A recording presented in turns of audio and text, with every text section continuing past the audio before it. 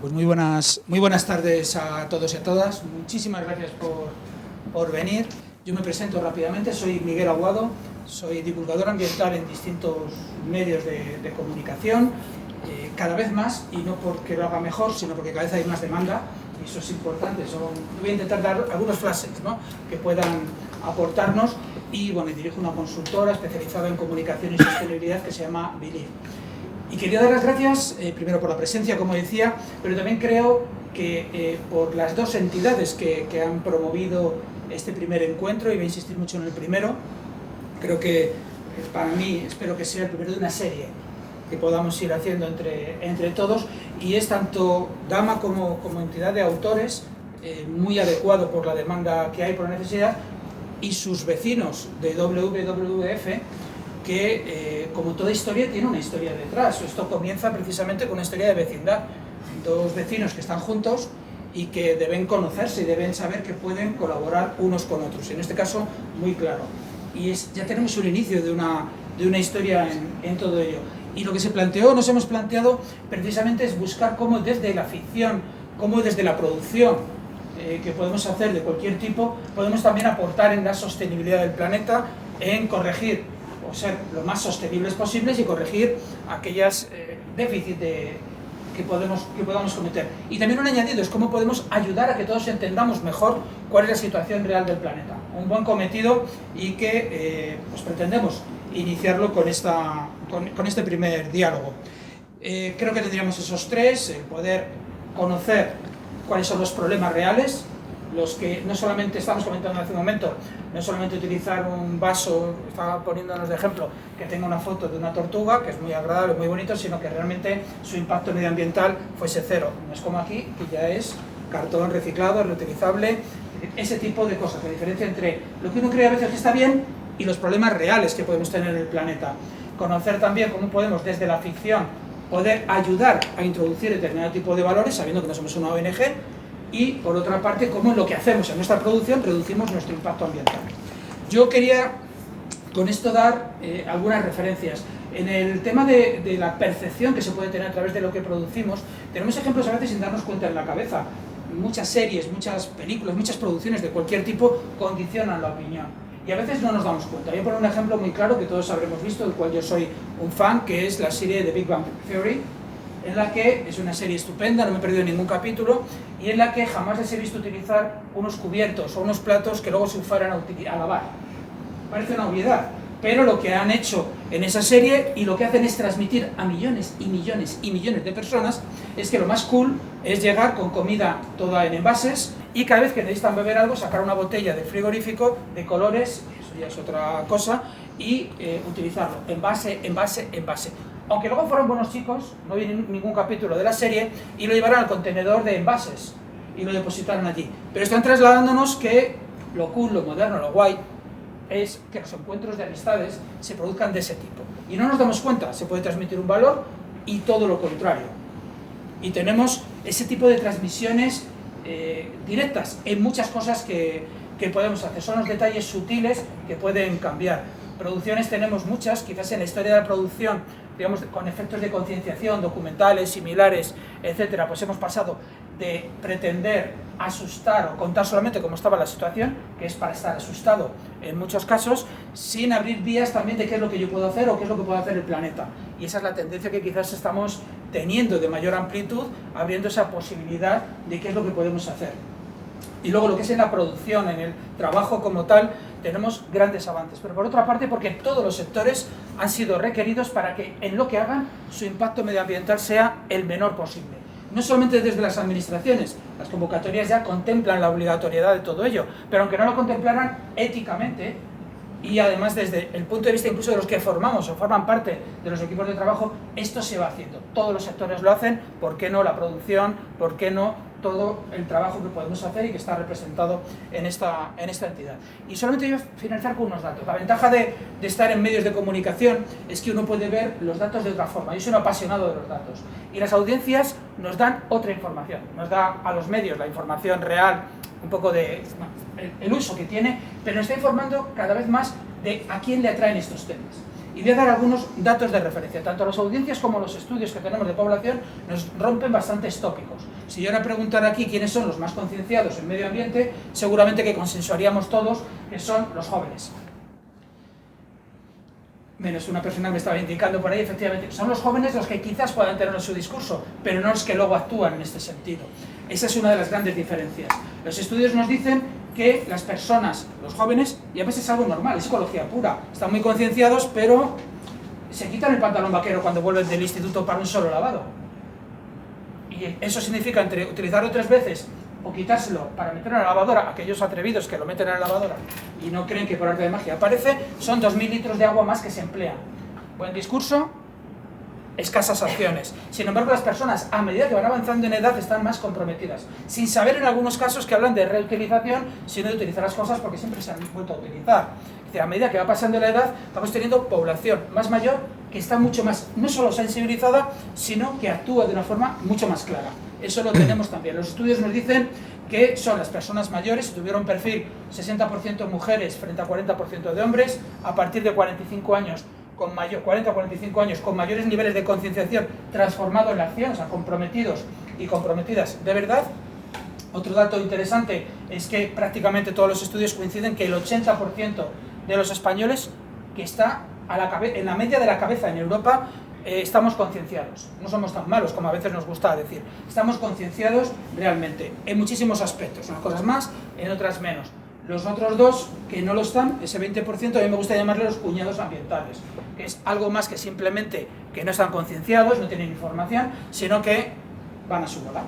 Son los que aparcan también en la plaza de discapacitados porque les da la gana, pues son 5 minutos. Su caso es distinto, pero son los más difíciles. En la mayoría de la gente lo es, y lo es porque además ya vemos que este mes que hemos tenido recientemente, pues no es normal, que cuando uno va a su pueblo, a su lugar de vacaciones, el río no tiene agua, ese tipo de cosas que ya no hace falta que te lo cuentes, sino que lo vamos percibiendo en el día a día. 80% de personas concienciadas, los más mayores, más que los jóvenes. Aunque en niveles de concienciación comprometidos, digamos, hay más uso de redes para criticar cosas en los jóvenes, más acciones concretas en personas más mayores. Todos lo estamos, pero unos más que otros. Los jubilados, fantásticos, en contra de lo que pudiéramos pensar, porque un jubilado hace lo que ha hecho toda la vida, reutilizar las cosas, aprovecharla, no dejar las luces encendidas si no es necesario, aprovechar una camiseta de algodón para hacerse un paño en lugar de llevarlo al contenedor, porque somos modernos, de reciclaje de ropa, y luego ir a una tienda a comprar un paño de algodón para limpiar el ordenador, pues ellos lo aprovechan. Ese aprendizaje de toda la vida lo tenemos ya y lo tienen las generaciones. A veces me gusta decir que si tienes dudas, pregunta a tu abuela, te va a contar mucho más de ecología o mucho más de sostenibilidad que a veces otros datos que podemos tener. Y finalmente en los medios de comunicación se produce algo que es oro puro. Pues decía que llaman más, y es las curvas de audiencia. Varían en función de las apetencias del minuto, ya sabéis cómo va perfectamente, pero cuando se tratan 3 temas, que son alimentación, medio ambiente y temas que tienen que ver con la salud en general, la curva de audiencia sube y permanece. Y esto es perfecto en cualquier medio. ¿Qué información nos da? Que hay interés en aprender, porque si fuera simplemente la imagen, la novedad de la imagen, pues sería así y bajaría. Cuando uno quiere verlo es que le interesa la información hasta el final. Luego lo tenemos. Y una vez más, pero en este caso, con el sesgo que tenemos de que son las personas mayores quienes más ven televisión frente a otros medios, aún así son, en este caso, mujeres de más de 45 años. Quiere decir que, en resumen, las mujeres ganan, cuanto más edad, mejor. Todos tenemos un nivel alto de concienciación y demandamos información, ya no solamente cómo está el planeta, cómo están los problemas del día a día, sino esto cómo se arregla y qué es lo que puedo hacer yo. Por dar algunas pinceladas de lo que he podido aprender o aportar sobre la marcha. Y lo importante son las personas que van a intervenir. En primer lugar, y quizás con esa visión, primero de vecino, a mí me gusta decirlo, yo creo que las relaciones de vecindad están muy bien, con esa visión de cuáles son los problemas reales del planeta, cómo vamos y cómo estamos, y qué es lo que hacen además entidades como en este caso es la principal entidad en el mundo, el número de colaboradores, etcétera. A mí me gusta decir que David Attenborough, en el que yo me pongo de rodillas cuando veo algún programa de él, pues es que es de la entidad de WWF, es una entidad con prestigio, con seriedad, que demanda e informa, pero también colabora para que las cosas cambien, que sería una visión también muy importante. Otras entidades también lo hacen, lógicamente, pero tiene ese papel activo de te digo lo que hay que cambiar o participo en lo que hay que cambiar y te ayudo a cambiarlo. Y me parece muy bien. Y al frente está pues Juan Carlos, que es el gerente, es el director, es el alma. Existen otras también estupendas, y eso yo creo que es importante, afortunadamente también saberlo, pero ¿cómo estaría Doñana? Que ya está mal, pero ¿cómo estaría si no existiera esta organización? ¿Cómo estaría el Lince, que estaría en los museos, si no estuviera esta organización? E incluso las primeras grandes actuaciones en España de concienciación, esa tan simple como apagar la luz durante un rato, un día al año, para que nos demos cuenta de la importancia que tiene nuestra acción cotidiana en la lucha contra el cambio climático, son esas cosas que van dejando huella y que las deja una organización como WWF. Y en España pues el mérito lo tiene muchísima gente que está en la organización y mi amigo, que yo creo que es importante. Si os parece, os puedo ir presentando por intervenciones, pues todo tuyo. Tú mandas, como tú mandes. Bueno, pues en primer lugar, muchas gracias, Miguel, por tus palabras. Claro, son palabras de amigo. La verdad es que somos una organización con muchas almas, con muchísimos socios que nos apoyan, nos acompañan en todo el mundo en España y con un equipo estupendo que pelea cada día. Entonces, gracias por las palabras y gracias a Dama por esta jornada. Estamos encantados de ser vecinos. Esperamos no hacer mucho ruido, estamos en la parte de arriba y no dar mucha guerra, pero espero que sea una de las muchas jornadas que podamos organizar. Bueno, como comentaba Miguel, nosotros somos una organización, una de las mayores organizaciones independientes que trabajan en todo el mundo por defender la naturaleza, el medio ambiente, la biodiversidad, como le queramos llamar, planeta, nosotros lo resumimos con esa palabra. Y venimos, pues eso, trabajando ya hace 60 años, ¿no?, en defender el medio ambiente. Yo creo que hemos sido testigos desde hace mucho tiempo de cómo ha ido evolucionando nuestro planeta y también cómo ha ido evolucionando la sociedad. Y la verdad es que nos encontramos en un momento, como todos sabemos, clave, en un momento absolutamente crítico. Estamos en un momento en el que hemos superado los límites del planeta en el que nos encontramos, consumimos como si tuviéramos 2 planetas y medio, a lo que es imposible para el planeta reponer ese ritmo de recursos naturales. Y bueno, pues los científicos nos vienen alertando hace mucho tiempo de la situación en la que nos encontramos, ¿no?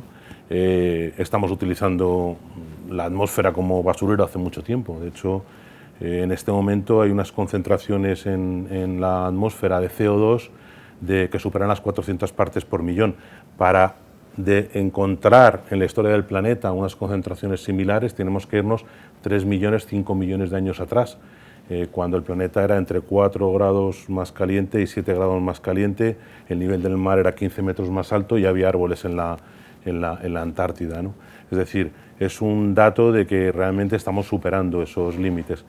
Y también estamos, no solamente es el cambio climático, que es lo que es más popular en este momento, lo que todo el mundo entiende, sino que estamos destruyendo los recursos naturales, la biodiversidad, a un ritmo que calculan los científicos entre 100 y 1000 veces más rápido al que es natural. Es decir, que esta es la situación en la que nos encontramos.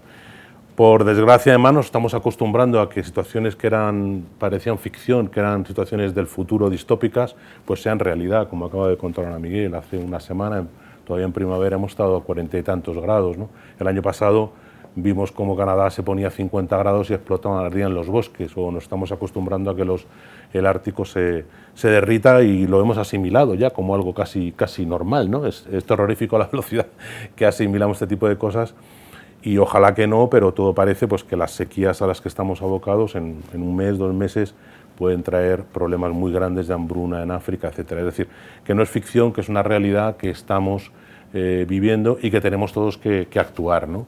Y eso quiere decir que tenemos que actuar todos. O sea, tenemos que actuar, desde luego, las organizaciones, que es nuestra obligación como misión, pero tenemos que actuar los individuos, tienen que actuar los gobiernos y tienen que actuar las industrias, las empresas también, porque no hay tiempo que perder. Naciones Unidas habla de que estamos en una década decisiva, esta próxima década en la que tenemos que revertir tanto el cambio climático como es dar la vuelta a esa curva de pérdida de biodiversidad. Y eso, como digo, es urgente para todos los sectores. Pero también hay buenas noticias, como contaba Miguel, la sociedad está cambiando. Después de muchos años nosotros vemos cambios, de verdad, en la sociedad, en todos los sitios. en todos los lugares donde miramos hay gente movilizándose, trabajando en los ayuntamientos, en las empresas, haciendo cosas en positivo. Y tenemos algunas herramientas que ya después de muchos años de pelear que nos permiten, bueno, pues avanzar en una dirección. El Acuerdo de París para evitar que las temperaturas suban más de 1 grado. La Unión Europea se ha planteado ser neutra en carbono en el año 2050, el primer continente neutro en carbono. Eso ha llevado a que un compromiso de que toda la economía vaya en la dirección de lo que llamamos el European Green Deal, es decir, todas las inversiones tienen que ir en dirección a la sostenibilidad a partir de ahora, y esto es importante para lo que vamos a hablar ahora. Y luego también nuestro país aprobó el año pasado una ley de cambio climático donde se fija para el año 2050 también un objetivo de ser totalmente neutros en carbono e ir gradualmente reduciendo las emisiones. ¿Qué quiere decir eso? Quiere decir que todas las inversiones en todos los sentidos poco a poco van a ir dirigidas en esta dirección de sostenibilidad, de economía circular, deberían ir de respeto al medio ambiente. Esto con todos, lo digo, con todas las paréntesis y todas las incoherencias que nos encontramos en el camino, en el gobierno, en nosotros mismos, en las empresas, etcétera, etcétera. Es decir, que este es un camino que obliga a toda la sociedad y que obliga también a las empresas. Nosotros llevamos muchos años trabajando, como decía Miguel, no solamente denunciamos, sino que proponemos. Hemos trabajado con todos los sectores que uno puede imaginar, desde el energético, a los automóviles, a todos los sectores, a la pesca, a la agricultura, para avanzar con ellos y hacerles avanzar más rápido hacia la sostenibilidad. Y la verdad es que para nosotros el sector audiovisual es muy desconocido, pero a la vez es muy estratégico. Es muy estratégico para una organización como nosotros, por dos razones, que las ha comentado por encima Miguel. En primer lugar, por el poder inmenso de transformación que tiene el sector audiovisual, inmenso de transformación. Es quizá la herramienta más importante que podemos tener ahora mismo para cambiar el paradigma en el que nos encontramos, para concienciar, para educar, para sensibilizar a la sociedad y sobre todo para activarla, que es lo que necesitamos ahora mismo. Hay mucha concienciación, pero necesitamos que se active la sociedad, que le exijan los ciudadanos a las empresas, a los gobiernos, etcétera, que se tomen medidas. Y para eso hace falta educar, formar y agitar conciencias y movilizar. Y en segundo lugar, porque como toda industria, es una industria con mucho impacto medioambiental. Parece que no, porque no, es un producto bastante intangible aparentemente, pero que tiene mucha tangibilidad detrás, tiene mucha carne, mucho hueso, muchas emisiones, etcétera, detrás, ¿no? Preparando un poco esto, formando un poco más, he visto, por ejemplo, un informe que vosotros conoceréis muchísimo más, se llama la Sustainable Production Alliance, que es de Estados Unidos, y es un informe de hace muy poquito, del año pasado, y decía, por ejemplo, que una producción cinematográfica pequeña en Estados Unidos emite unas 330 toneladas de CO2, y que una superproducción viene a emitir unas 3.700 toneladas de CO2 a la atmósfera. Hay que tener en cuenta que un ciudadano medio europeo, en el caso si eres español, emitimos unas 4,5 toneladas a la atmósfera, si es un alemán, unas 7 toneladas. Imaginaros la diferencia, digamos, con las emisiones medias al cabo del año. Es una industria que tiene bastante impacto y que tiene que avanzar y transformarse a todo el ritmo que sea posible hacerlo, ¿no? ¿Y por qué tiene que hacerlo? Pues tiene que hacerlo, yo creo que por tres razones. En primer lugar, porque toda empresa, toda industria tiene que ser responsable con la sociedad en la que está, con la sociedad en la que se asienta, con los valores de esa sociedad. Y esta especialmente tiene la posibilidad de transmitir valores y nutrirse de los valores en los que se asiente. Como he dicho, Miguel, en este momento, si veis el último Eurobarómetro, la mayor preocupación de los jóvenes europeos, el 91% en este momento, es el cambio climático. Por lo tanto, conectar con los valores de lo que son tus clientes, aunque solo me quieras ver así, es fundamental. En segundo lugar, porque nos va a obligar la propia legislación, nos va a obligar la propia situación legal que está cambiando el marco legal. Y en tercer lugar, porque si se quiere acceder a financiación, como he venido diciendo antes, y lo sabréis vosotros mejor que nadie, poco a poco las inversiones de todo tipo, tanto las privadas como públicas, van a exigir cada vez más que demuestres que estás, digamos, midiendo tu huella ecológica, que tienes medidas para reducir tu huella ecológica. Un ejemplo de ello son los fondos de Next Generation, los fondos de recuperación y resiliencia, que están ya empezando a distribuirse en España Y, por ejemplo, el año pasado, pues la Asociación Cinematográfica ya, como tú contábamos antes, ya te pedía que demostraras un poco tu reducción o tus medidas medioambientales. Por lo tanto, por unas razones o por otras, es un camino que hay que recorrer, que es ineludible. Yo no soy un experto en ello y bueno, las dos personas que están aquí son realmente expertas, una porque lo viven las dos directamente, pero sí que creo que solamente dos comentarios, porque lo hemos visto en otras industrias, ¿no? En todo tipo de industrias con las que trabajamos. Para que haya una transformación real, primero tiene que ser una decisión central, una decisión política, troncal, de que eso es prioritario para llevar adelante ese tipo de políticas en una producción, en una empresa de cualquier tipo. Y en segundo lugar hay que entender que es algo transversal, o sea, que toca absolutamente todo desde el principio al final de la producción, como seguro que ahora vamos a hablar. Y solamente entendiéndolo de esa manera se puede avanzar en este sentido. Yo no me extiendo más porque seguro que lo que nos vais a contar profundidad mucho más en esto y vamos a aprender mucho y para que quede un poco de tiempo para preguntas y diálogo. Muchas gracias. Pues muchas gracias, Juan Carlos.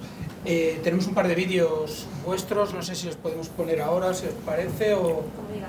Como queráis, sí, uno es... Son breves. Somos los árboles, las hayas, los robles, los abedules, las secuoyas y las palmeras. Hemos cubierto la Tierra durante millones de años, absorbiendo el carbono y transformándolo en oxígeno, convirtiendo nuestro pequeño planeta en lo que es hoy, un paraíso perdido en la inmensidad sideral.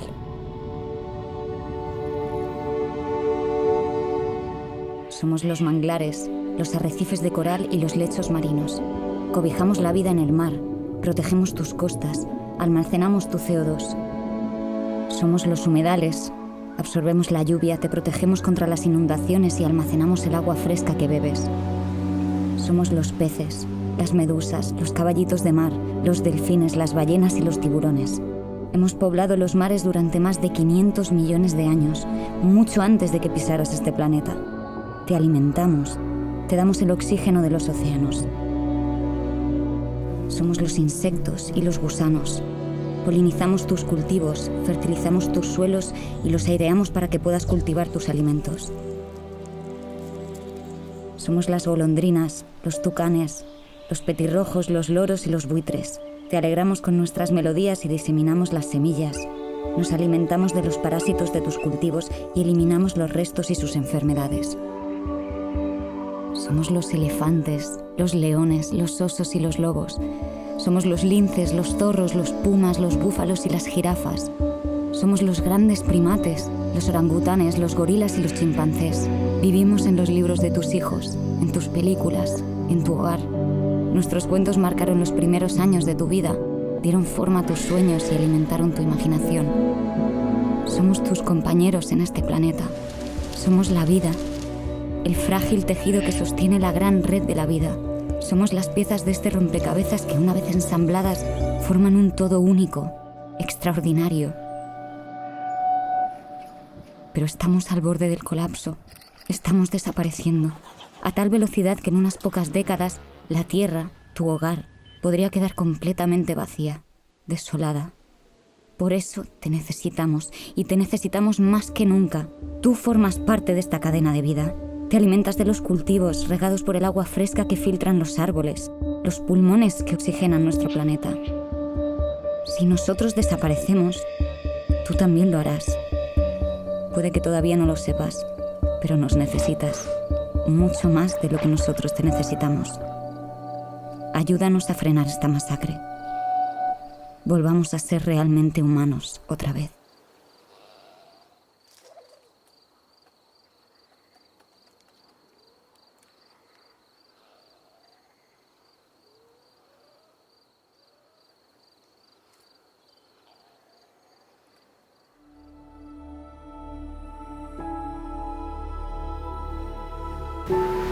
Pues en esta línea, como decía yo ahora, iba a dar la palabra a Asia Yarsina, Muy bien, muchas gracias.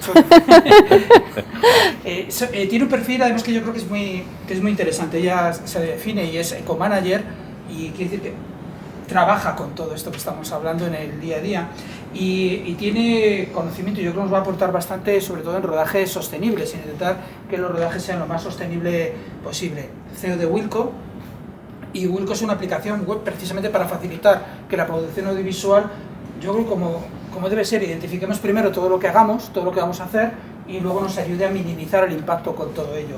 Y algo, si me permites, que por lanzar alguna idea que yo creo que ha comentado Juan Carlos, es que muchas veces creemos que nuestro sector es único, ¿no? Que tenemos características únicas, y una de las claves que vamos aprendiendo y que yo creo que también aplica bien WWF es que los aprendizajes de otros sirven también para hacerlo. Por ejemplo, en los rodajes tenemos un altísimo consumo de combustible para generar electricidad, porque no tenemos donde enganchar en la mayoría de los casos. Esto ocurre exactamente igual en los grandes festivales de música. Podemos aprender unos de otros, empieza a haber tecnología, y sobre todo tecnología de ahorro. A veces no es tan importante tenerlo todo a la última como no tener el camión generador encendido todo el día, por ejemplo. Cosas tan sencillas que diría mi abuela, que era, pues, si no utilizas, apaga un ratito mientras que estáis comiendo. Cosas tan sencillas como eso. Y yo creo que ese es el reto. Me he metido un poco, pero creo que ese es el reto. Y nos gustaría mucho saber tu experiencia, qué es lo que planteas y qué te encuentras.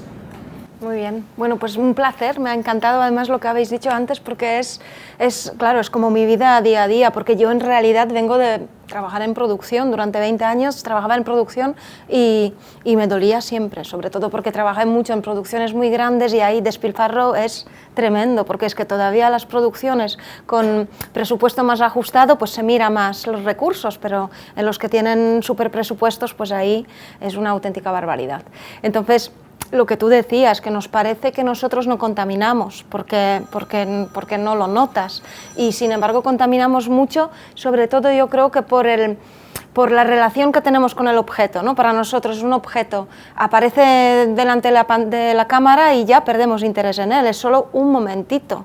Y de verdad que después de este momento en el que se gasta delante de la cámara ya no interesa. Y hay que pensar entonces primero, cómo intentar que esto sea con un menos impacto posible, y luego también cómo darle la vida digna a todas estas cosas que preparamos para un día de rodaje, ¿no? Entonces es una cosa que contamina muchísimo. Y luego desde luego, con el consumo de energía, tanto generadores para producir electricidad como los traslados. El 60-80% de la huella de carbono de una producción es combustible.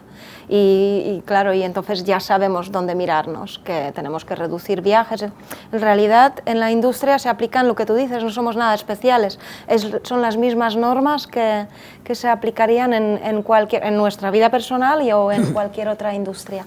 Y luego es que lo que me ha gustado también muchísimo, y eso seguramente que Sara va a poder hablar mucho más de esto, es esta responsabilidad que tenemos pudiendo influir los comportamientos, ¿no? Como crear modas o hacer que algo nos parezca inapropiado, porque yo creo que el mayor problema ahora mismo, y de hecho tú hablaste de un informe, pues ayer salió uno interesantísimo de Albert, que es una asociación británica que se dedica a promover producciones sostenibles, tiene una calculadora de huella de carbono, y han hecho un informe precisamente sobre el impacto que pueden tener el contenido promoviendo las prácticas sostenibles, y han dicho que el 65% de todas las reducciones que tenemos que hacer de las emisiones, del 65% de este esfuerzo de reducción es realmente como behavioral, ¿no? De lo que hacemos, de la vida que hacemos a diario, de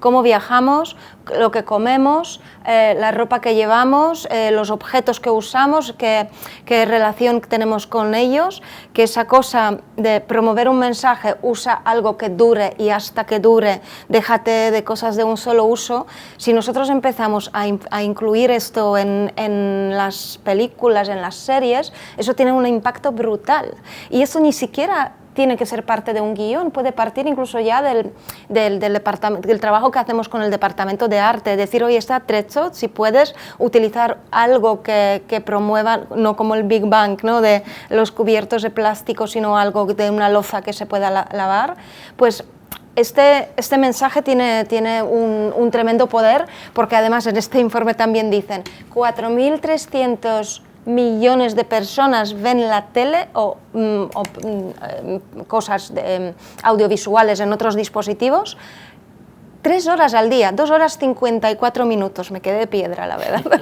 son muchos miles de millones. Y claro, si nosotros vamos colando ahí el mensaje, porque ahora mismo el mensaje todavía sigue siendo, date el capricho, hazte un viaje, mímate, pues a ver cómo hacemos este clic de decir, ahora el mensaje bueno, el que tiene que seducir es, no te des este capricho, esto no mola realmente, intenta consumir menos, intenta no viajar, pégate unas vacaciones cerca de tu casa en un lugar maravilloso que hay en la sierra, como a ver cómo este mensaje puede aparecer en los productos audiovisuales de forma atractiva, como darle la vuelta de ahora esto va a molar, no lo otro ya está caduco, no es sostenible, no podemos ir por este camino y es que hay que darle la vuelta porque todavía estamos en la otra historia a tope. Entonces yo creo que esto para mí, y además se ha visto desde los años 70 los científicos y la gente que lo sabía avisando, y llega una niña como Greta Thunberg y de repente todo el mundo se apunta y dices, es que este es el poder de un personaje mediático, de un actor que diga algo que de repente seduzca a la muchedumbre y dices, es que es la clave. Yo estoy como súper emocionada porque tenemos ahí un arma entre manos tremendo. Y claro, para hacerlo bien pues hay que mirarse bien también y hacer nosotros todo lo que las industrias ya están haciendo desde el principio. Y por contaros un poco así por encima, porque es un gran trabajo realmente un plan de sostenibilidad en una película, por no aburrir mucho con detalles, pues lo que hacemos es empezar reuniéndonos desde el principio, la preproducción más temprana con los productores, diciendo a ver cómo se puede influir sobre el proyecto. Obviamente nos gustaría tener un poco de influencia sobre el guión, pero está claro que ahí, pues bueno, diría la parte más complicada, pero precisamente gracias a gente pues como Sara, y hay mucha gente muy concienciada también, y ellos desde el principio pues tienen como su manera de ver el mundo que inevitablemente la plasman, ¿no?, en sus proyectos. Entonces esto desde ahí parte, pero luego también parte de si tenemos que buscar localizaciones, que estas localizaciones no sea el lugar más remoto del mundo donde llegar va a costarte muchísimo, va a emitir va a tener muchas emisiones por los viajes, un lugar donde luego además desde el hotel en el coche el equipo se va a trasladar durante 45 minutos cada día. Esto es otra cosa. Luego, si se pueden usar decorados naturales, pues siempre mejor que ponerte a construir una cosa tremenda en el plató y consumir muchísimos recursos. Luego, pues ahora mismo hay auténticas virguerías tecnológicas para rodar en el plató con pantallas LED para, pues por ejemplo, las pasadas de coches, que es un día de rodaje aburridísimo, la gente cortando carreteras, un trabajo que ni siquiera es estimulante para los actores, pues pienso yo, pero desde luego para los técnicos es un infierno.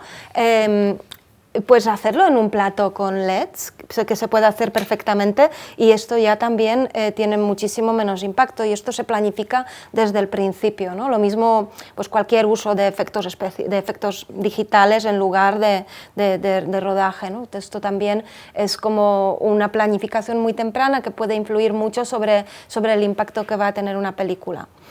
Y luego cuando ya está más o menos planificado esto, insisto, somos como las últimas en llegar, no tenemos mucho impacto sobre los productores todavía para que replanteen realmente esta primera planificación de un proyecto, este diseño de producción. Yo creo que llegará porque la gente tiene esta inquietud y esta preocupación y esa necesidad, entonces yo creo que esto poco a poco cada vez va a tener más presencia en el diseño de producción, pero luego lo siguiente es cogerte el guión, leerlo, desglosarlo, ver dónde puedes hacer más daño, básicamente, o dónde se podría sugerir alguna cosa que pudiese ser, pues, por ejemplo, yo qué sé, un día con lluvia, con mucha agua que se va a gastar, la gente todavía no tiene la sensación de que el agua es un recurso que se está agotando, y es que que se está agotando mucho, muy rápido. Bueno,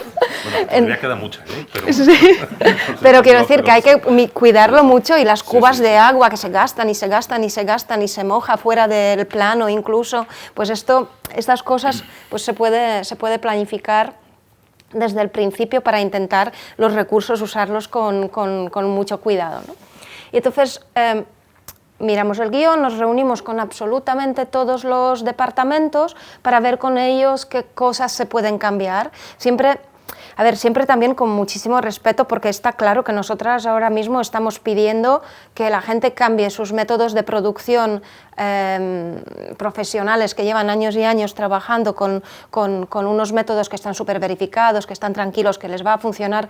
Nunca vamos con suficiente tiempo en las producciones, todo tiene que ser ejecutado muy rápido. Entonces, si tú pides a la gente que empiece a experimentar con nuevos métodos de trabajar, pues a veces esto puede ser un problemón, y nos ha pasado que hemos conseguido que el departamento de arte use un vinilo sin PVC. Muy bien, pues no despegaba luego, no estiraba bien. Claro, fue una faena para ellos que ahí se han puesto como muy aplicados a hacernos caso, y no ha salido bien del todo.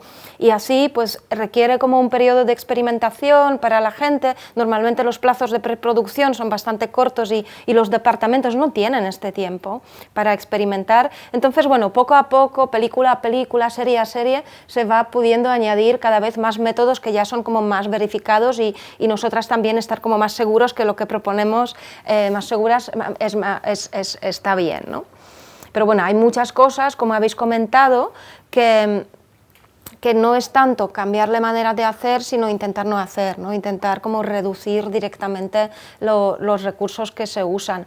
Y esto es muy importante también porque, claro, la resistencia a cambio que estamos viendo ahora mismo, sobre todo, diría yo, es esta cosa de que pedimos que las cosas se empiecen a hacer de otra manera, y que los profesionales tienen que dejar de hacerlo como lo hacían siempre y aplicar otras técnicas que son arriesgadas, pero también el presupuesto, que al final todavía hay muchas cosas que tienen un impacto importante sobre el presupuesto, y no es un ahorro, porque, pues, por ejemplo, manera más eficiente de conseguir energía en el rodaje. Bueno, por supuesto sería maravilloso si pudiéramos enchufarnos en las cometidas de las ciudades y que nos dejen enchufarnos a las farolas, ¿no? Cosas que se hacían antes, ¿no? Pero ahora mismo es súper difícil por tema administrativo para que se pueda hacer esto.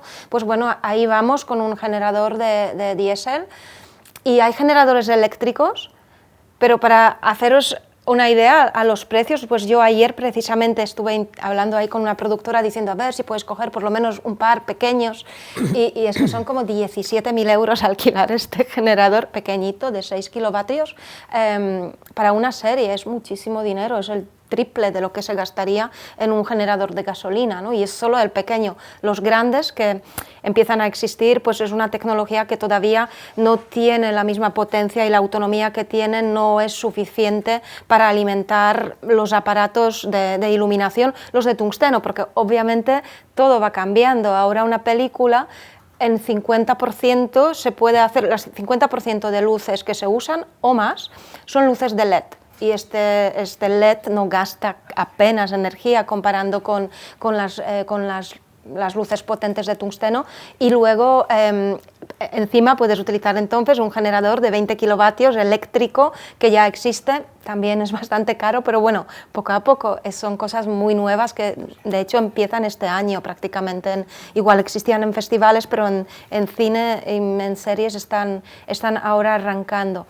Entonces, otro trabajo que hacemos, y esto ya basándonos en varios proyectos, es intentar ver cuál es el incremento de coste inevitable de la aplicación de algunas prácticas sostenibles o algunas tecnologías nuevas sostenibles, para poder hablar con los estudios y conseguir, y que hay voluntad, de verdad que la suerte es que los estudios, bueno, son empresas multinacionales gigantes que están pues con este cometido de conseguir ser neutrales en las emisiones de carbono, entonces realmente tienen la voluntad de ampliar los presupuestos y darle a la productora la posibilidad de contratar estos nuevos servicios que van a ser seguramente algo más caros. Pero luego también es muy importante hacer ver a los productores que muchas de las medidas son ahorros. Entonces, si nosotros, por ejemplo, estamos hablando de transporte, ahí no tenemos mucha alternativa, porque ni siquiera los coches eléctricos muchas veces nos funcionan. Una vez más, por el estado de arte ahora mismo, la tecnología llega hasta donde llega y no todo se puede sustituir. En las películas se recorren distancias muy largas, muchas veces una van hace muchísimos kilómetros sin poder recargarse, por lo que en transporte puedes usar coches híbridos y consumir menos combustible, pero lo mejor es que pongas menos coches, que acortes las distancias, y ahí hay un ahorro. Entonces, realmente se dan ambas cosas, tanto incremento de algunas partidas del presupuesto como ahorro en otras. Y bueno, y luego, siguiendo, me he perdido un poco el hilo, la siguiente cosa que hacemos, una vez consensuadas las medidas de todos los departamentos, que igual os digo así súper por encima cuáles son las principales en cada departamento, pues todas parten de las 3 R's en realidad, ¿no? De reducir, reutilizar y reciclar, intentando consumir lo menos posible y ya una vez utilizado el objeto darle una vida digna, no tirarlo al vertedero. Entonces, en producción, pues intentamos no imprimir, intentamos comprar todos los materiales que puedan ser reciclados, biodegradables, si tienen que ser de un solo uso, sobre todo reutilizables. Reducciones en transporte, pues utilizando transporte más eficiente o reduciendo el transporte. Hoy en día, por ejemplo, tú le puedes decir a un actor con un caché y un alto mantenimiento que no le puedes poner un jet privado para trasladarse porque es extremadamente contaminante y tu producción no hace estas cosas porque es una producción sostenible. Y esto hace poco tú a un actor no te podías negar esta cosa porque está ¿no? Y yo he trabajado con muchísimos actores que viajan solo así, que solo viajan en jets, aunque sea a Almería. Entonces, claro, hoy en día tienes este poder de decir, es que ya no se hacen estas cosas, porque es inmoral, ¿no? Y bueno, ahí está. Entonces, en producción, bueno, así creo que se me olvidan muchísimas, pero también sería muy largo enumerarlas todas. En arte, pues intentamos que las maderas sean certificadas, las que se usan porque se consume mucha madera, que todos los productos que puedan ser menos tóxicos, pues que sean pues, pinturas al agua, etc.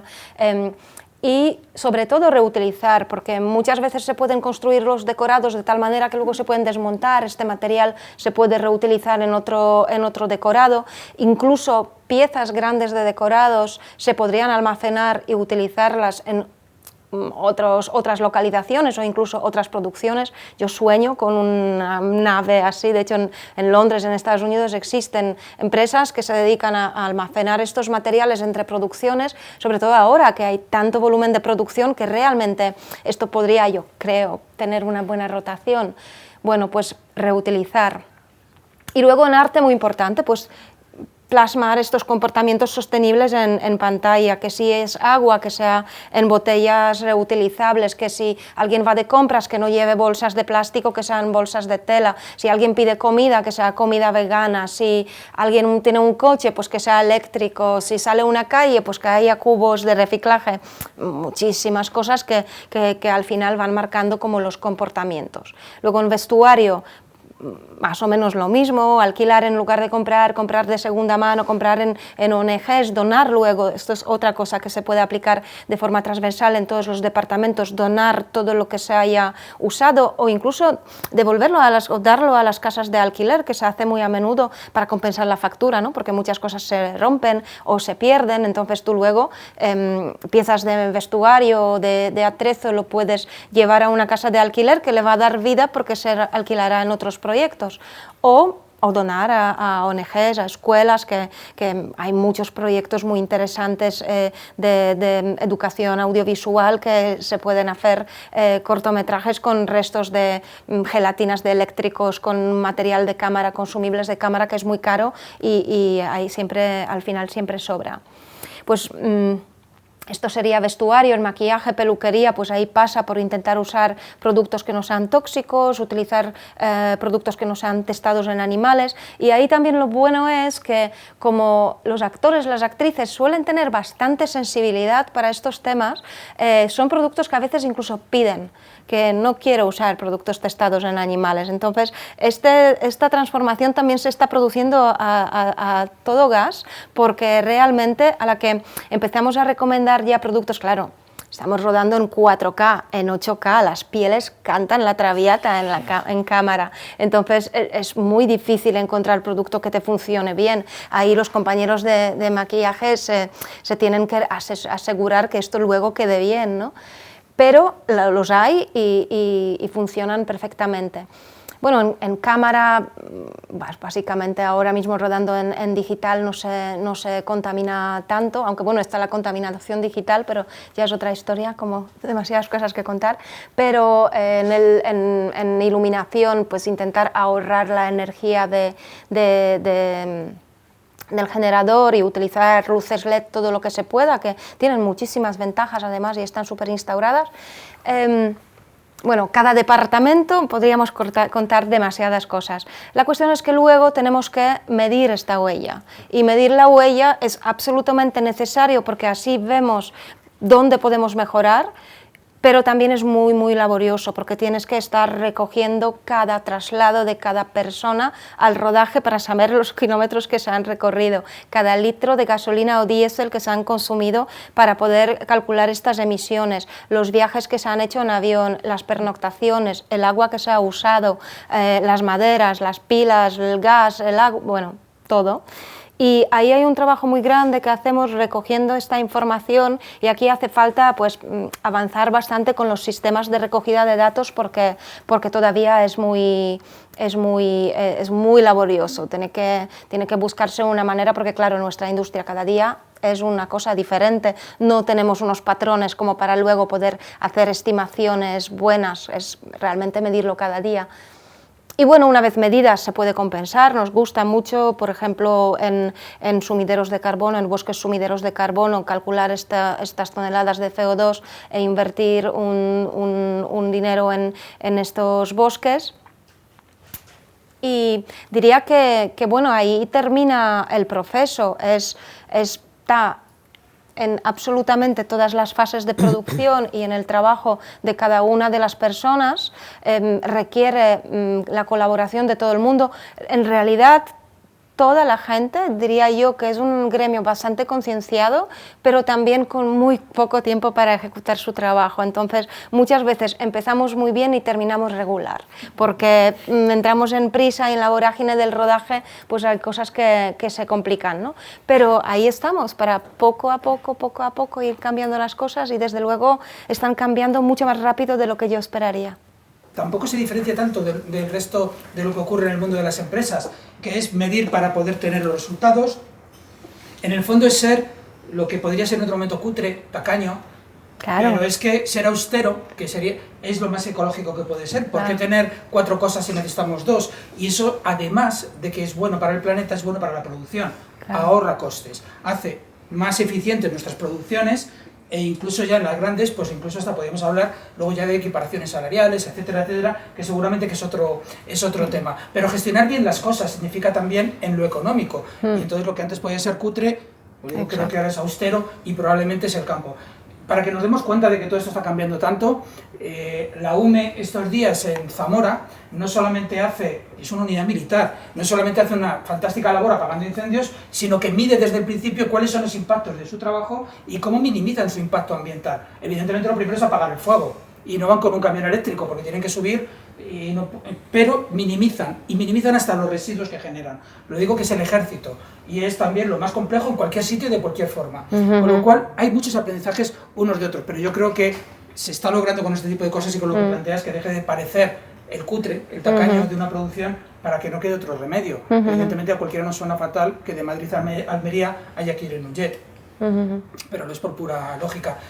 Y en el caso de Sara Antuña, yo creo que además que juntas las dos cosas, porque por una parte lo has aplicado y lo aplicas en una producción, pero por otra parte la conciencia venía de serie, o sea que tenías ganas de hacer las cosas, o tienes ganas y forma parte de tu forma de ser, que es lo que decíamos un poco lo que uno puede hacer en el día a día. Sara, en este caso, que es guionista y showrunner, pero bueno, pues tiene la última serie, que es Sin Huella, todavía está sin estrenar, donde creo que te has batido el cobre, ¿no? Para que tanto en la parte de guión como en la parte, sobre todo de la realización, pues esto puede hacerse. Entonces creo que nos interesa muchísimo saber, y también las dificultades para aprender otros. Muchas gracias, Sara. A ti. Perdón lo primero, que hablo muy deprisa, y cuando estoy nerviosa mucho más deprisa. En el momento en que esto sea insoportable, por favor que alguien me haga un... Y ya... eso, por favor, gracias. Pues, bueno, como ha dicho Miguel y ha dicho Asia, bueno, han dicho los ponentes, ya vamos tarde, así que, sin ser yo nada de eso, como veis por mi aspecto, pues muy vegetariana no parezco, ni nada por el estilo. A todo el mundo le cuesta entrar en esto, pero entrar en cuidar un poco más las cosas, que al final es de lo que se trata, ¿vale? O sea, no os digo nada nuevo con esto, no hay consumo ético bajo el capitalismo, y esta serie que se llama Sin Huellas y que ha intentado, precisamente un poco por todo esto, no dejar una huella de carbono y un impacto serio en el planeta, pues es una serie de Amazon. Y claro, o sea, dices, va a venir Amazon a enseñarme a mí cómo cuido el transporte, ¿sabes? O cómo cuido la ética de mi consumo. Los cojones. Pero Amazon también lo está intentando, como todo el mundo. Podrá ser una lavada de cara de imagen, podrá ser lo que sea, a mí me da lo mismo. Es como, es que cogéis a esta persona discapacitada por cuota, por favor, que pasen todos, por cuota o por lo que sea, le estamos dando una oportunidad a esa persona, punto. O sea, que luego el que origina esa cuota o ese esfuerzo lo esté haciendo por lavarse la cara, me da exactamente igual, me importa el resultado. Sting vende más discos porque promociona el Amazonas, me da igual. Quiero salvar el Amazonas, me da igual si a Sting le reporta un beneficio o no, porque al final no hay consumo ético bajo el capitalismo. Entonces, el esfuerzo individual es jodido cuando ves que hay un tío que se coge un jet, o cuando Elon Musk tiene un avión dando vueltas que solamente en combustible ya nos jode el planeta mucho más que cualquier mierda que tú tiras al suelo sin pensarlo. A pesar de eso, el esfuerzo individual es importante, yo creo que es importante. A nivel personal, para que duermas tranquilo y hayas apaciguado tu conciencia, porque no podemos estar a todas las batallas y hay que elegirlas, y yo creo que en un momento determinado de la vida decides qué batallas son las que vas a pelear, porque no puedes con todas. Es como cuando te viene gente, quiere hacerse socio de... Ya soy de la del cáncer y soy de la de no sé qué y no me da la vida ni el dinero. Bueno, eliges las que eliges y vas a muerte con esas. Y si de vez en cuando incorporas una más, fenomenal. Y si no, no pasa nada. Entonces, esfuerzo individual, pues es importante. Y al final lo que estás intentando en un rodaje, en el rodaje de una serie, en este caso, que bueno, tiene todo lo que ha dicho Asia, ¿no? Todo el gasto y el impacto en el medio ambiente, es que el esfuerzo individual de alguna manera se convierta en un esfuerzo colectivo real. O sea, un problema que tiene la ecosostenibilidad, como cualquier otro esfuerzo destinado a complicarnos la vida a nosotros y a hacérsela mejor al planeta, es que es un coñazo. Es un coñazo, y encima el que te lo dice te mira con superioridad. El viejo chiste de cómo distingues a un vegano en una sala, no te preocupes, te lo va a decir él. Es horrible que te digan todo el rato que eres una persona espantosa por no hacer cosas. Ya haces cosas todo el rato, seguro. O sea, toda la gente que está llenando de mierda el planeta, seguro que adoptó un gato, está cuidando de una persona con enfermedad o discapacidad, todo el mundo hace lo que buenamente puede. Entonces, lo que contabas, y que es cierto, que es que cuando arranca un rodaje va a haber un impacto muy serio en el planeta y en muchas otras cosas también. Es un esfuerzo hacer esto, a todos los niveles, económico, personal, no tienes la cabeza para nada, pero hay que intentarlo. Hay que intentarlo por lo menos, porque no vas a poder tener un impacto cero, pero por lo menos vas a intentar, y si puedes conseguir, disminuirlo todo lo posible, para que luego un tío se coja un jet privado, ese que rinda cuentas él, yo rindo cuentas yo, por lo que hago, por lo que intento. Y dices, bueno, pues tienes una reunión con la gente que te está asesorando acerca de cómo se puede hacer el rodaje más sostenible, y a partir de ahí a jugar, porque cuesta mucho crear nuevos hábitos, cuesta mucho decirle a la gente, no va a haber vasos. ¿Cómo que no va a haber vasos? El agua y va a haber botellas de metal, así. O sea, súper duras, esta lleva un año conmigo y se cae y no le pasa nada, la puedo lavar, que para mí es importante lavarla para que no huela raro, y cada uno tendrá la suya y estará sellada y no habrá vasos. Bueno, habrá, porque hay una cafetera y ahí a lo mejor hay un café, pero no habrá la típica pila de vasos de plástico al lado de la máquina del agua. Al final, la mitad de las cosas que hemos hecho en Sin Huellas para minimizar el impacto, incluso para ahorrar costes para la producción, o incluso para concienciar a la gente de que a lo mejor ese hábito se lo pueden llevar para casa y utilizarlo ahí también, y no solamente durante el rodaje, para mí se basaron en dos cosas, y que resumiría en pónselo fácil y pónselo difícil. O sea, ponle difícil a la gente hacer lo que no deberían hacer. Y esto lo hacemos todos en nuestra casa. Es como, ¿dónde guardas la tableta de chocolate con nueces? Lejos, no está en la mesa. ¿Dónde tienes el porno? ¿Dónde tienes la droga? Escondido. Que sea un poco difícil acceder a eso, un poco. Y así a lo mejor dices, uff, María, un porro, pero qué pereza, es que tengo que ir a no sé... Y al final no te lo haces, fenomenal, un porro menos, ¿sabes? Para el que está cuidando su salud, viene fenomenal. Y luego pónselo fácil. O sea, si le estás diciendo a la gente que no va a tener determinadas comodidades, ofrécele una alternativa razonable. Escucha a la gente, escucha los problemas que tienen. No, es que yo, claro, es que para ir al rodaje tengo que ir desde el Quinto Pino, vale. Entonces vamos a intentar que tu transporte salga 15 minutos antes, lo siento, vas a tener que madrugar un pelín más, o 15 minutos después, para que te puedas acoplar al coche de 18 personas que sale 15 minutos antes o 15 minutos después, y puedas, bueno, no gastes un coche para ti solo y puedas llegar al rodaje 15 minutos antes o 15 minutos después. 15 minutos que no van a tener impacto en tu trabajo. Ya nos encargaremos de que esos 15 minutos se te recuperen de otra manera. Pónselo fácil, que la gente tiene mucho que hacer, está muy ocupada y sobre todo no le apetece que le digan que lo está haciendo todo mal.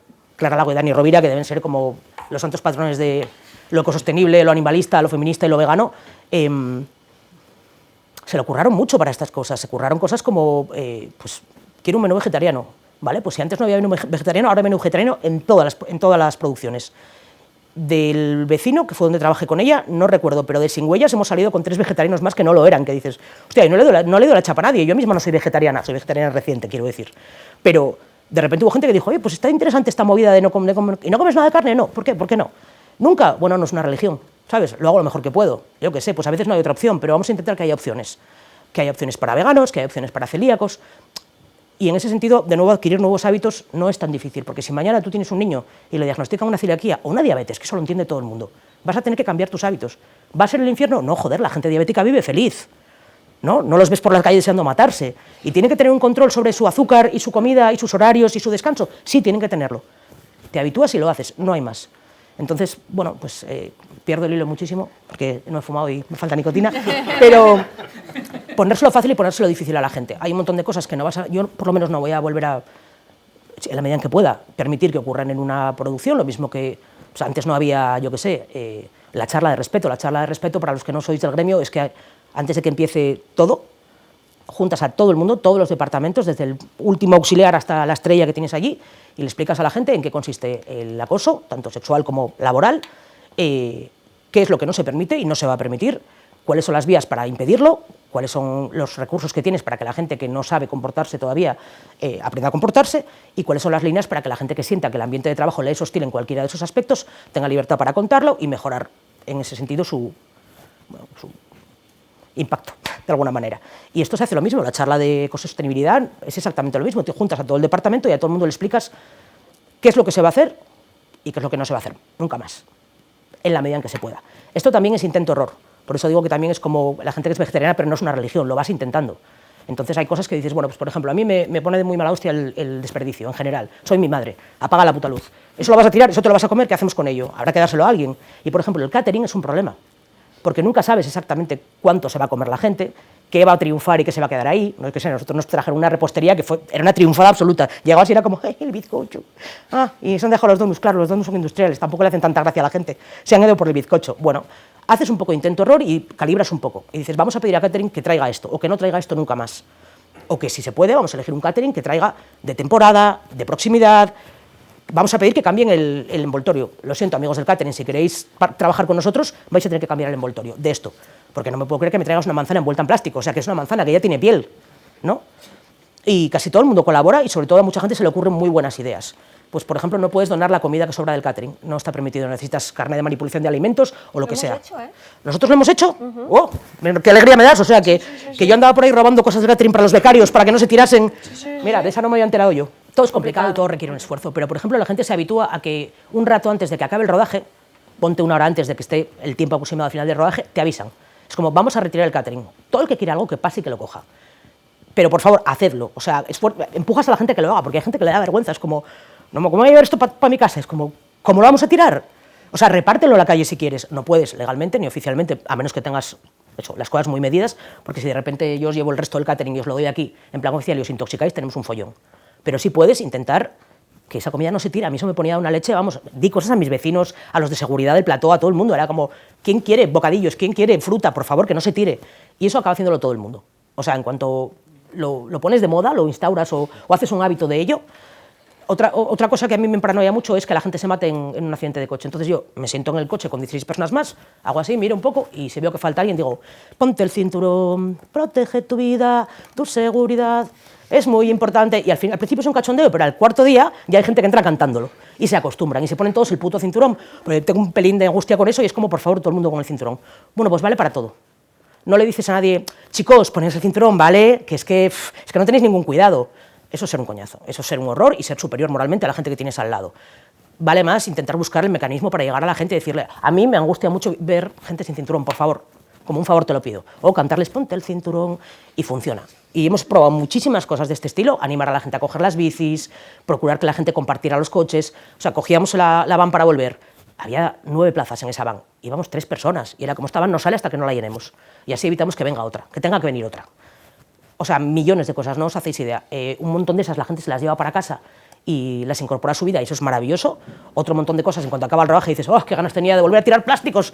Y lo haces porque así es, ¿qué le vamos a hacer? Pero algunas de las cosas te las quedas, de verdad te las quedas. La primera vez que yo tomé un poco de conciencia con esto fue hace 1000 años, que yo trabajaba en AIDA, en la serie, vamos, y teníamos botellas de plástico todo el rato, bebíamos, hablábamos todo el rato, porque guionistas... Y había montones de botellas de plástico y normalmente las dejábamos como en el centro de la mesa para cuando viniera la gente de limpieza que se las pudiera llevar a reciclar.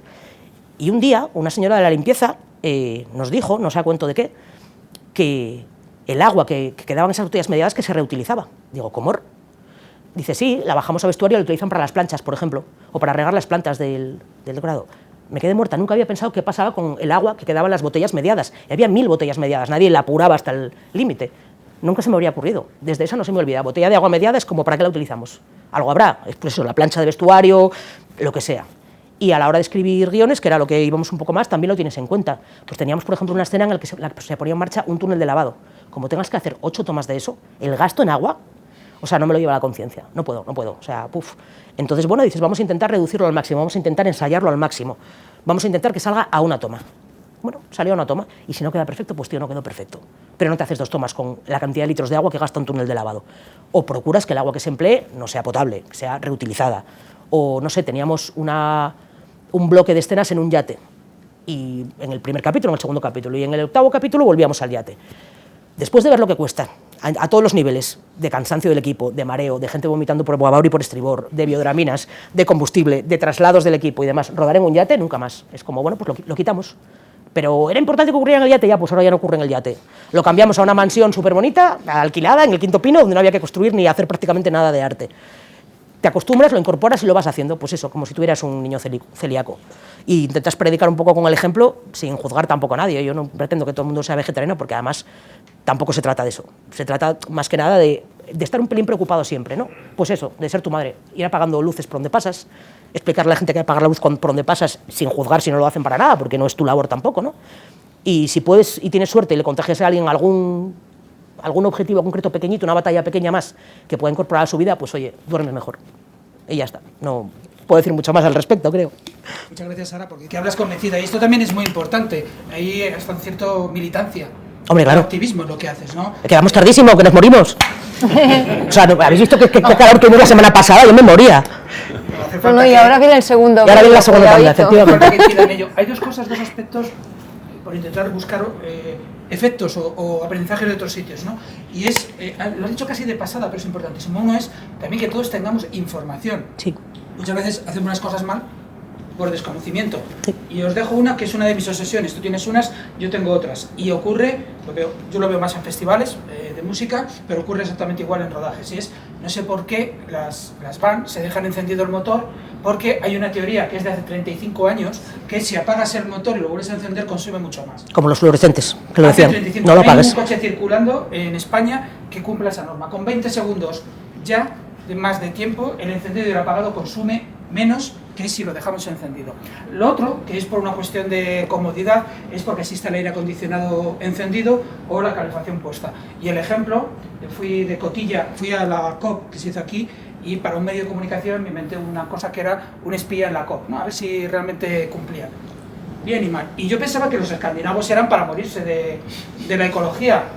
Y los coches de todos los embajadores de todos los países escandinavos, los suecos, los peores, o sea, yo a mí se me cayeron todo lo tal, tuvieron todo el día el motor encendido, claro, por si venía el embajador.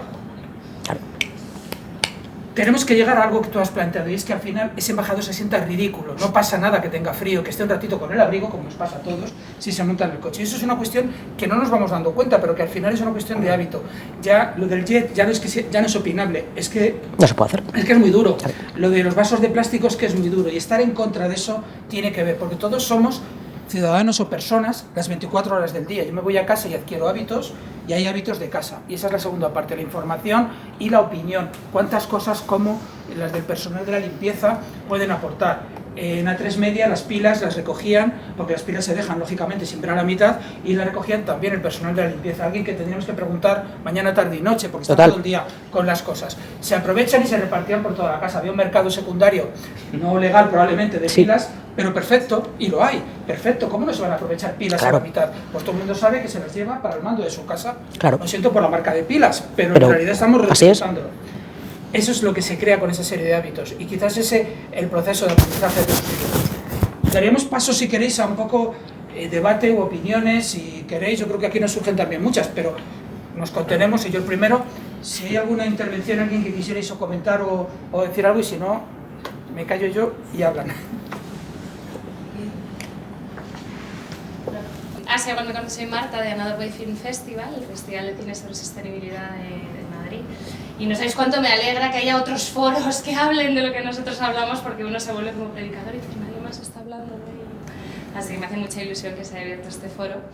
Y sobre todo en la ficción, que es algo que nosotros intentamos. Hay una sección que tenemos que se llama Producido en Verde, que es pionera. No existe todavía, o sea, yo no la he encontrado en ningún otro festival, no es por ir de guay, pero no la he visto, en la que mostramos solo películas e investigamos películas que se hayan producido de manera sostenible, que van a colación de una formación que hacemos. Entonces, perdonadme porque igual habéis hablado al principio, pero me encantaría saber un poquito más de cómo introducirlo en la ficción. Eso siempre me divierte mucho, qué cambios en los personajes, qué cambios de hábitos habéis identificado que a lo mejor más fácilmente se pueden introducir, ya no hablando de producir en sostenible, que habéis hablado mucho, creo que son muy buenos ejemplos, pero viniendo aquí hablando de guión, me parecía como muy chulo incidir pues en ejemplos de personajes que hayáis hecho o que hayáis visto y digáis, ¡ay, qué pequeño toque y cuánto va a transformar esto!, ¿no? Eso me encantaría. Muchas gracias. Hemos comentado de pasada la necesidad de hacerlo, y casi hemos puesto ejemplos en negativo, al principio pues el de Big Bang, y probablemente yo creo que junto a eso yo le sumaría la pregunta, es decir, ¿cuesta convencer a la gente que al final al actor y a los propios guionistas? Me temo que hay una parte de reticencia, ¿no?, por la propiedad de lo que uno ha creado, ¿o no? A los actores no hay ningún problema, como dices, están todos concienciadísimos, es estupendo, la verdad.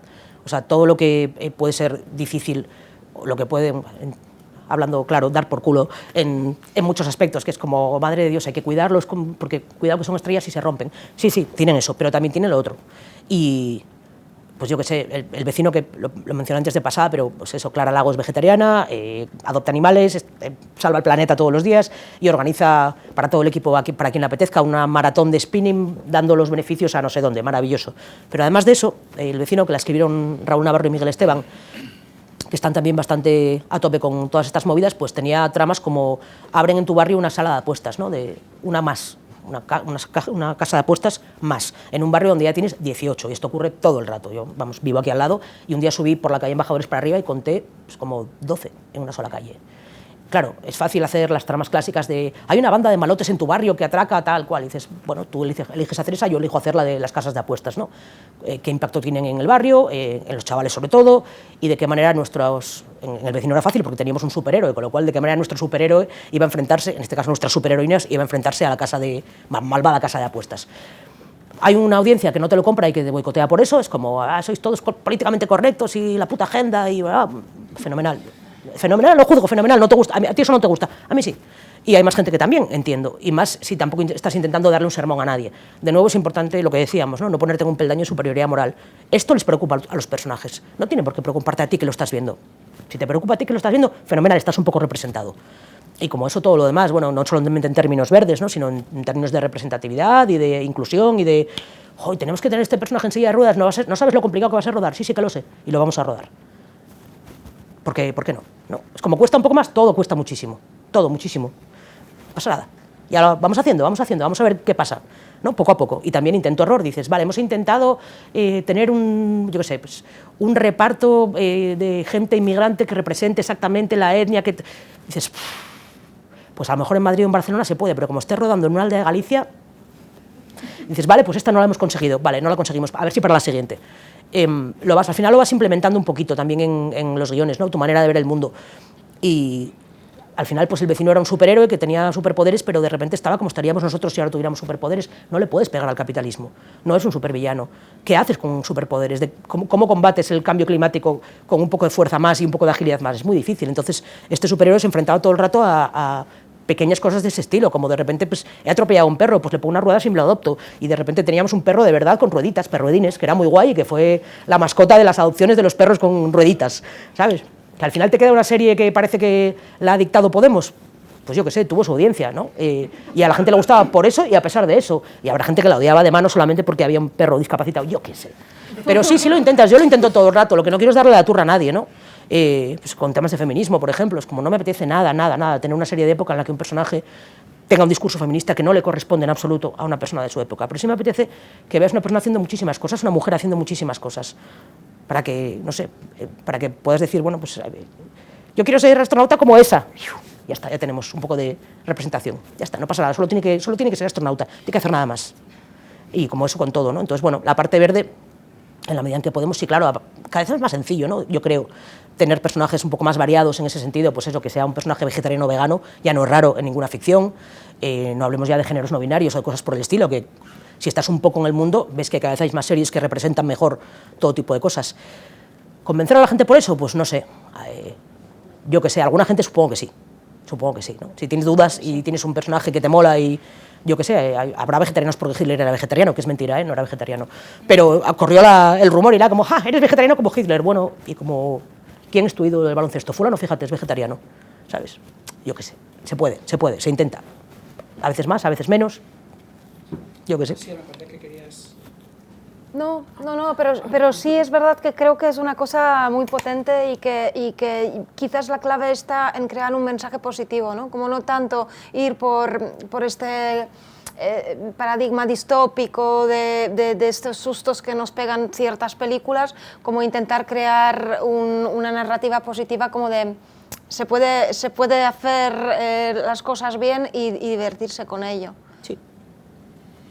Sí, yo quería insistir en lo mismo, ¿no? Es decir, que nosotros uno de los grandes problemas que tenemos es justamente cómo trascender de los mensajes que damos habitualmente, las organizaciones de defensa del medio ambiente, ¿no?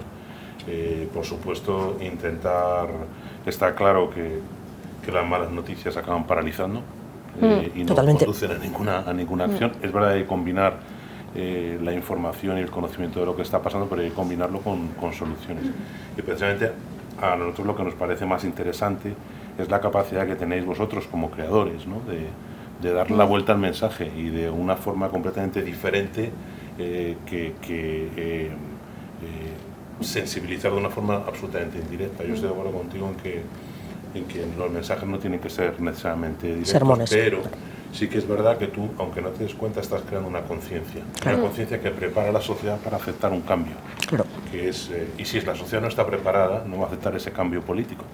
Si mañana, por alguna razón, hay que cambiar el sistema energético del país y para eso hay que hacer un esfuerzo económico, pues antes tendrás que tener una sociedad concienciada para ello. Y eso se llega, nosotros ya lo hacemos de una manera, pero justamente lo que es interesante, y cada donde llegamos a donde llegamos. Claro. Llegamos a hablarle siempre a un grupo, ¿no? Y justamente ahí está lo interesante en esto. Y luego una cosa que me ha parecido también muy interesante de lo que decía Asia, primero, que tiene mucho mérito. O sea, en todos los sectores empresariales que te encuentras, me da igual que sea la industria del cemento, siempre la pongo de referencia porque conozco además mujeres, peleando dentro por cambiar esa industria, ya sea en la multinacional que te imagines, tiene unas inercias, tiene unos departamentos de compras, tiene unos procedimientos, tiene unas maneras de hacer las cosas, y es realmente titánico ir cambiando poco a poco. Y yo creo que no hay que angustiarse, es decir, que hay que ir poco a poco. Es decir, lo que ahora son cosas que cuestan mucho, y vosotros estáis haciendo, dentro de unos años será muy normal, será muy posible, porque una cosa que tiene muy importante el cambio que está produciendo es que implica mucha innovación, implica un cambio y a la vez, aunque digamos que la defensa del medio ambiente se suele ver como algo que está contra el desarrollo, es todo lo contrario, está generando una revolución en todos los campos. Entonces, yo creo que lo que hoy es muy difícil y cuesta conseguir ese generador y cuesta que a lo mejor pues estáis rompiendo hielo, y dentro de unos años será algo mucho más sencillo, mucho más fácil. Sí. Y además está cambiando muy rápido. Yo en un año ya he visto un tremendo cambio del estado de la industria. Digamos, en general, y yo creo que eso es bueno también ver que los aprendizajes entre unos y otros, o sea, por ejemplo, decías poner las cosas difíciles. En las oficinas las fotocopiadoras están lejos, para que uno se lo piense dos veces antes de mandar a una fotocopiadora, por vagueza, por lo que sea. Entonces, pero la mayoría de la gente lo entiende, vamos entendiendo mucho más las cosas, y son aprendizajes de un sitio y de otro, porque si uno pone ¿cuántos necesitas? 10 o 25, y das a 25, total lo tengo aquí al lado. Claro. Ese tipo de pequeñas cosas que unos han aprendido y han hecho para otros nos viene muy bien. Y la verdad que yo siempre tengo una contradicción. Lo que yo suelo contar en medios es lo que yo llamo ecología de andar por casa, los cambios que podemos hacer todos en el día a día. Y a veces tengo la sensación de que uno dice, bueno, pues ya está, yo ya, pues eso, utilizo esto, ya soy guay, el planeta se salva. Y no, el planeta se puede seguir yendo al garete. Otra cosa que tendré un pelín menos de responsabilidad, pero la tendré por otro lado, ¿no? Tenemos que asumir que esto es algo de todos. Y también, social y colectivamente, hemos pensado que las entidades ecologistas, digamos, este es su terreno. ¿Quién defiende el planeta? Las entidades ecologistas. Y estoy tranquilo. Me gusta, antes he hecho una defensa estupenda, de verdad, pero es decir, conocemos a Greenpeace, a Ecologistas en Acción, Amigos de la Tierra, SEO BirdLife, y todos son una pasada lo que hacen. Pero parece que dices, bueno, menos mal que están ellos, ya ellos se encargan del planeta, yo puedo seguir contaminando. Pues no.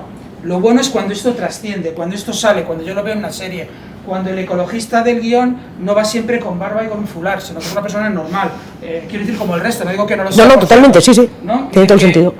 Es como imagino que la lesbiana de una serie no siempre iba de marimacho, pues ese tipo de cosas que es normalizar las cosas, pasa también. Y esa es una de las partes importantes que tenemos, normalizar a quien forma parte del trabajo, de la industria, de la empresa, y normalizar también en el producto de lo que hacemos, en el resultado de lo que hacemos. Es importante, y eso sí me parece, que sepamos realmente cuáles son los problemas reales, los problemas urgentes, porque si no acabamos también en cosas sin mala intención.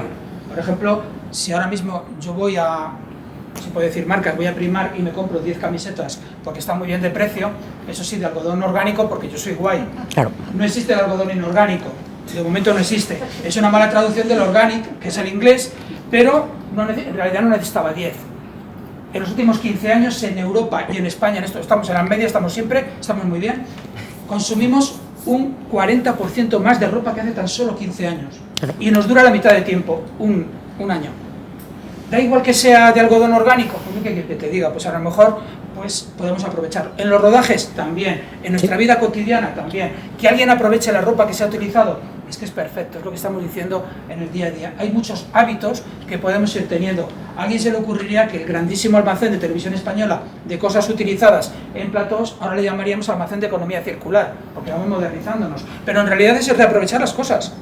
Son aprendizajes que tenemos, generalizarlo y ponerlo entre todos. Yo no sé si hay alguna, y si no voy a hacer me vas a odiar, pero ha venido Tamara. Tamara es buena amiga y tiene una experiencia. Ella, compartimos una entidad, Climate Reality Project, creada por Al Gore. Por cierto, todo ese recorrido también de datos es muy interesante. Pero Tamara entra en un campo que si era difícil, y perdona que te atraco, pero Tamara trabaja en arte, en general, y encima le mete el sesgo de la sostenibilidad cuando puede. Y yo te voy a decir, ¿y cómo lo haces, Tamara? No solamente quería hablar de ti, sino que hay cosas complicadas, pues Bueno, muchas gracias. Bueno, lo primero que me lo he pasado pipa escuchándoos a todos y además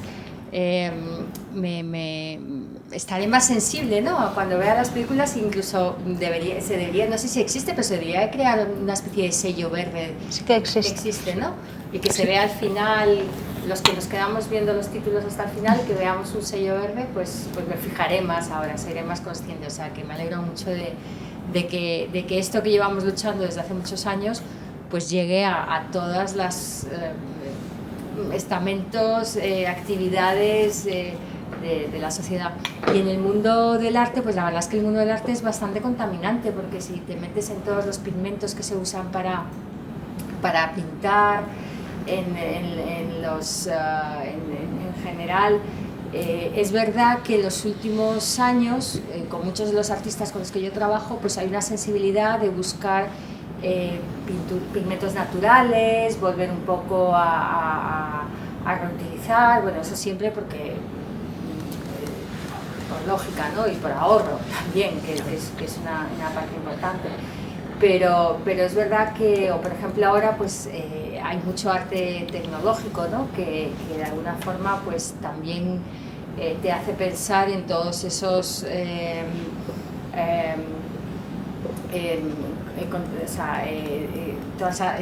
ese gasto electrónico que se está haciendo, que es la verdad que tremendo. Pero bueno, pero la verdad es que sí veo poco a poco, tanto en la ejecución como también incluso en el mensaje que se hace. Yo ayer mismo, os lo recomiendo, que ahora está Foto España en Madrid y hay exposiciones muy interesantes.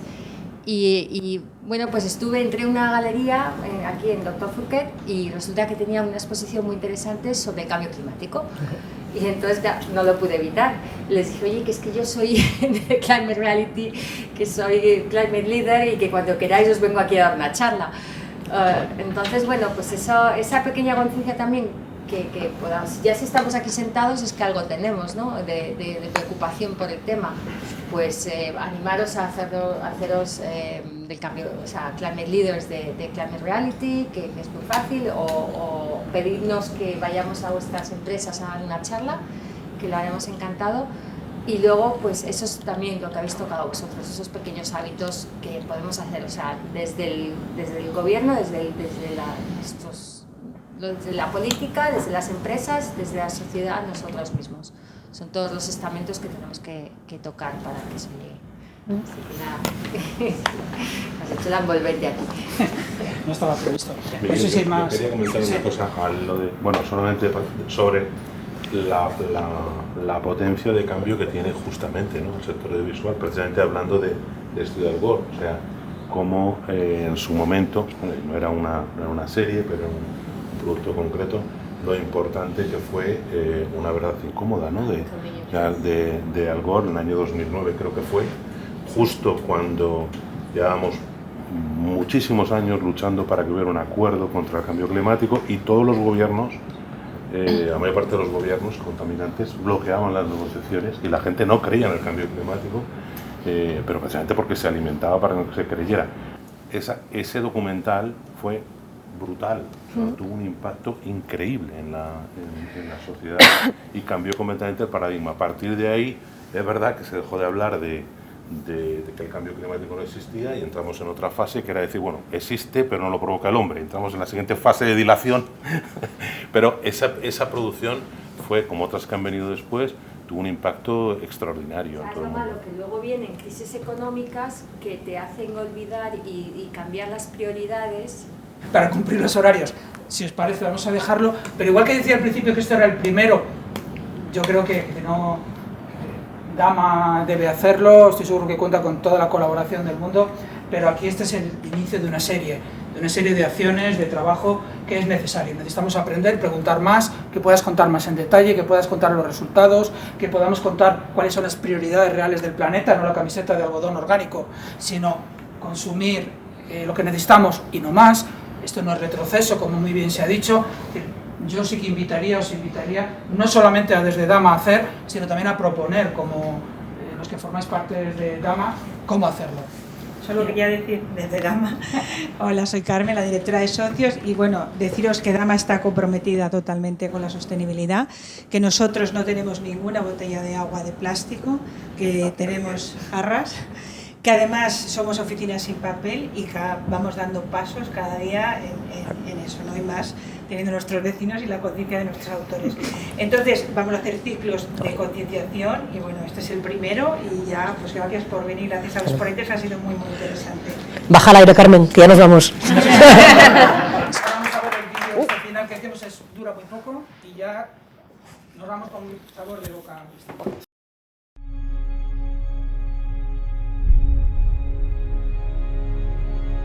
Our home. Our treasured planet. We're pushing it beyond its limits, and it's time to give back. To cleanse the seas of our waste. To restore devastated habitats and protect threatened wildlife. We must act now, so future generations can be inspired by our extraordinary world. This is our time.